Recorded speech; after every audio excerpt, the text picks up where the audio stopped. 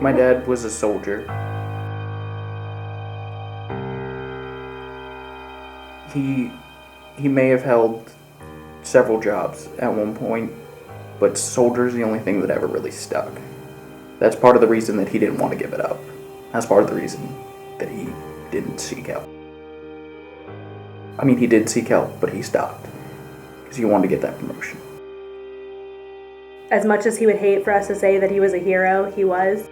Just think about putting yourself in a situation where you're getting shot at, but yet you're doing your job. As Marines, we're trained to locate and destroy the enemy, but they don't tell you how to deal with it. My name is Joseph. I did 8 years in the Marine Corps. 8 years, I did 2 combat deployments to Afghanistan. I'm Russell Howard, Jr. Started in the military in 1962. Jarrett Christopher South. 2006, he was called for active duty into Kuwait. He was running convoys. Primarily, my work was in Laos, which was in 1968 and 9. That particular portion was flying the Ho Chi Minh Trail, picking out targets, protecting our people. He went through some things, he came back, he was not the same man. When we did see him, it was very basic, like, hey, how are you doing? It was never anything too deep, so we didn't really know what was truly going on. My biggest struggles was I came back, I've heard a loud noise, I would hit the deck. I'll walk into a room and I'll immediately find a way to out of the room because I didn't know the area. The mindset of constantly going in the house and clearing it. The Air Force is a little different. Praise God, it is. It's a little more removed from the actual hands-on type situation. My heart goes out to all of them that are on the ground, eye to eye, and having to put up with that. He basically had lost one of his comrades under his command, and he felt like it was his responsibility. He felt like it was his fault. That's where most of it really stemmed from. Yeah, and it was the first time we'd ever seen our dad cry. I've only ever seen him cry one other time, and that was when he passed like 4 kidney stones. Yeah. So it's the only time I've ever seen the man cry, and he cried, and that was like something completely was foreign wrong. to us. When I was over in Afghanistan, we got into a firefight, and I remember these 2 black robed figures come up, shot at us. I lifted up my rifle, I put 2 magazines down range, and they never got back up. At the time, I didn't really thought about it as much, but fast-tracked a couple years. When I was a sergeant, we were doing a live fire exercise with our Mark 19s and 50 cal machine guns. When it was my turn to shoot at the stationary targets, all the explosion triggered a actual flashback. I got moved from the line and I got placed into the maintenance side of the house, and it actually made me really sad. It was probably the worst part of my life because as a sergeant, my whole job was to lead Marines over the hill and make sure everyone got home.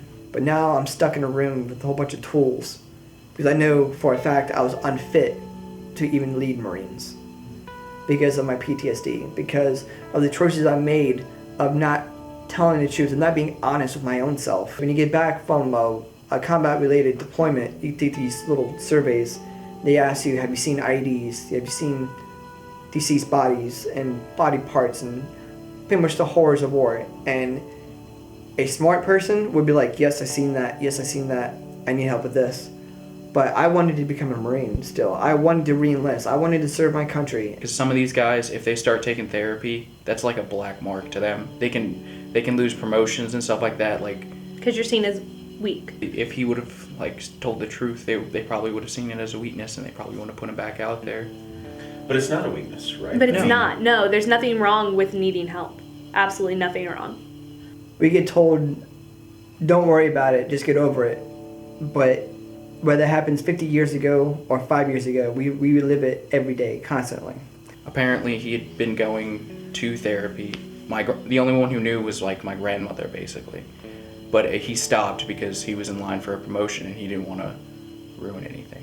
There are times I can go easily a month and a half without talking to anyone, and I'll not bat an eye about it, because that's just what PTSD does. It puts you in a very dark place. I don't think we were really even aware until it actually truly affected us when he did take his own life. And so, yeah. I think that's when it really hit. I mean, it's still shocking. I mean, it really only was like a year ago that it happened, so. Yeah. But I think spiritually with me, I mean, I was never really angry with God, but I was angry at my dad when it first happened. I was mad. Yeah, So- once I was told what actually happened, I was a little upset.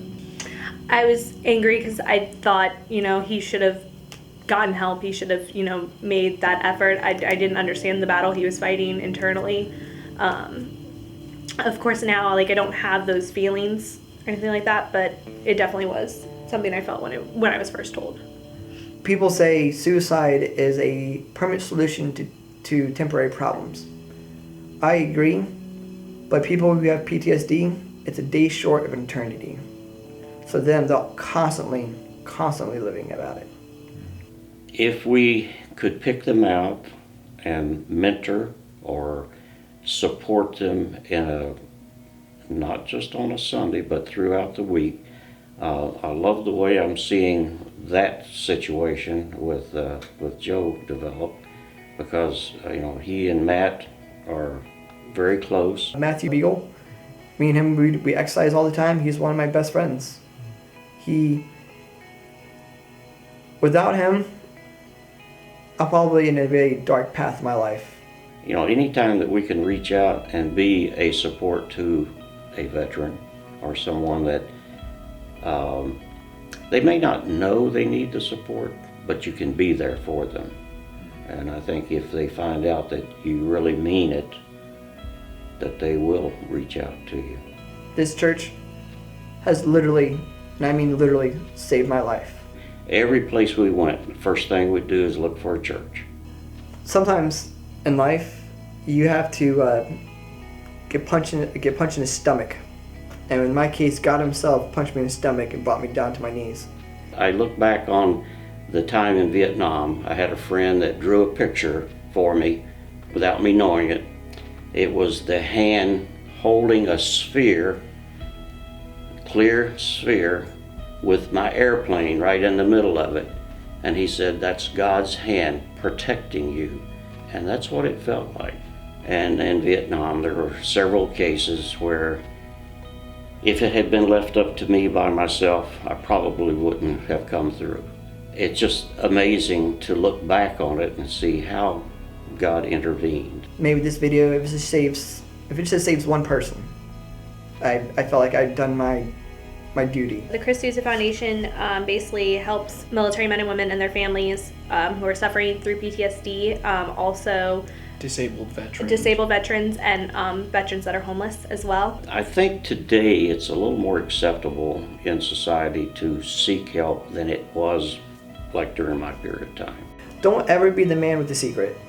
Ask for help. For those that have been affected by it and realize that they're being affected by it, they need to speak out and to seek the help.